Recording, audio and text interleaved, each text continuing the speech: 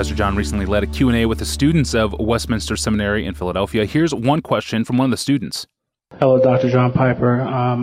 I became Reformed after hearing you preach through John chapter 6, 2009, I believe it was. So I probably wouldn't even be here at Westminster. I wouldn't have even thought about this school if it wasn't for just listening to you. So I'm very much indebted to you. You're welcome, Westminster.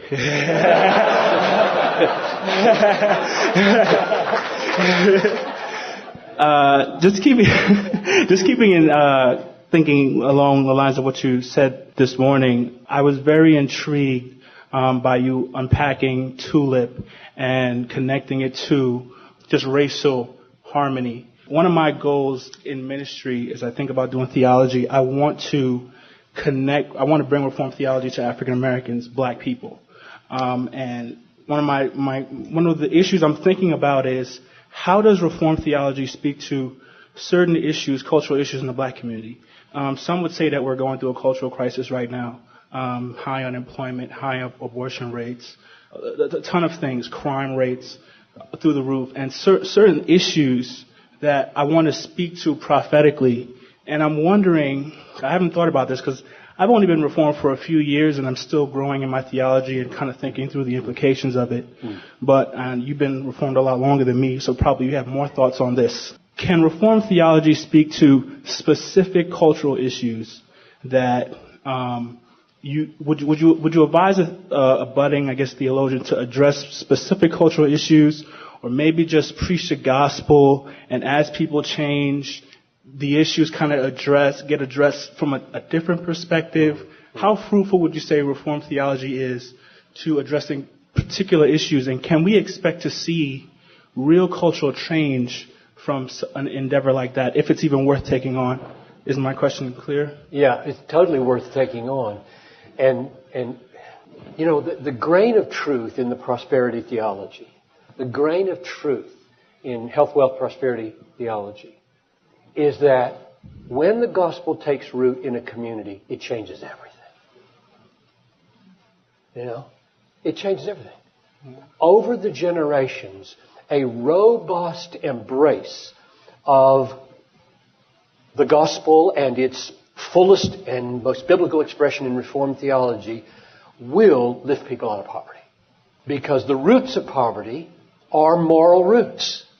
I mean, I watch it in my city. I live in the city. I look at the kids. I know why these kids are going to blow it. Mom and Dad aren't there, right? This is not rocket science. Go look at the kids at Hope Academy and long for them to have anybody at home to say, do your homework. Because if you just do your homework, you'll flourish. You'll probably go to college. You'll be able to make a life. And if you go home and you just watch TV and go out and goof off, you won't. It's a dead-end street. But the whole substructure that's there in the middle class to support efforts at success, where did those come from? They came from John Calvin and the Apostle Paul and the Genevan commitments. The Reformed Protestant work ethic didn't come out of nowhere. So the grain of truth in prosperity preaching is not that he'll put gold rings and best cars in everybody's hands, but that he will transform the substructure of the way we think about life so that we don't shoot ourselves in the foot so often in life.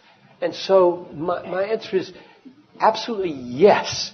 Every problem, Reformed theology is relevant for every problem in every ethnicity of every stress and stripe. And the gospel is the core of it. And I think the way you should think about Reformed theology in the gospel is that the gospel of Christ crucified and risen, providing a righteousness we don't have, providing forgiveness we can't earn through faith alone, is gloriously powerful when it addresses people who are the most broken, people who think they have not a prayer in the world to be right with God, let alone anybody else. And Reformed theology are the deepest roots of that and the highest branches of that and the farthest extent of that and the best expression of that and the kind of whole counsel of God that surrounds and protects that. And so you focus on the gospel into broken people's lives, and then you have resources out here in all this Reformed theology to bring to bear on the peculiar stresses they bring to life. And it is totally relevant. And the answer to the question, I think, about whether you just focus on the gospel or whether you tackle some of these things is you won't have a choice. Right? I mean, the urban situation with a church full of unemployed poor people, you have no choice. You can't say, oh, we don't deal with that here. It's over. I mean, that's life. That's real life. I mean, are they going to eat? So we don't. We middle class, wealthy folks, we can sort of think that way. Like, we'll just preach the gospel, because all the presuppositions of prosperity are in place, kind of unspoken, being fed with a community that's been broken. And I mean, we got to be so careful. We're talking about African American situation here, because lots of books are being written right now that there is no such thing as black in America anymore. There are blacks, right? There are 50 black cultures in America. So you can't say the black situation or the African American situation. But the most dysfunctional core of fatherlessness, say, that is addressable wonderfully by the gospel. There is no other address. I mean, everything else has been tried, right?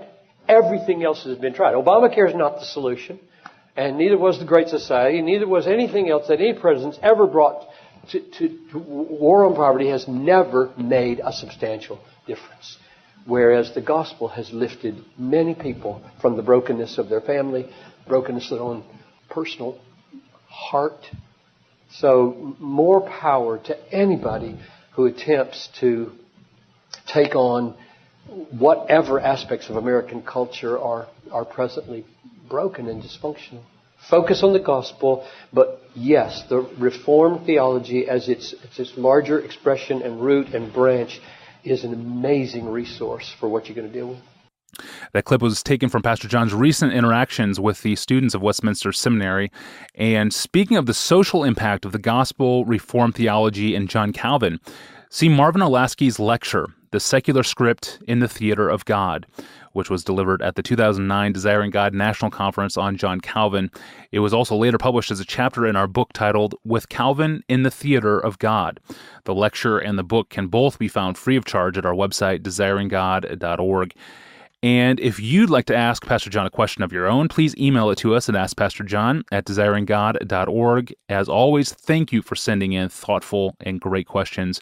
And thank you for listening. I'm your host, Tony Ranke. I'll see you tomorrow.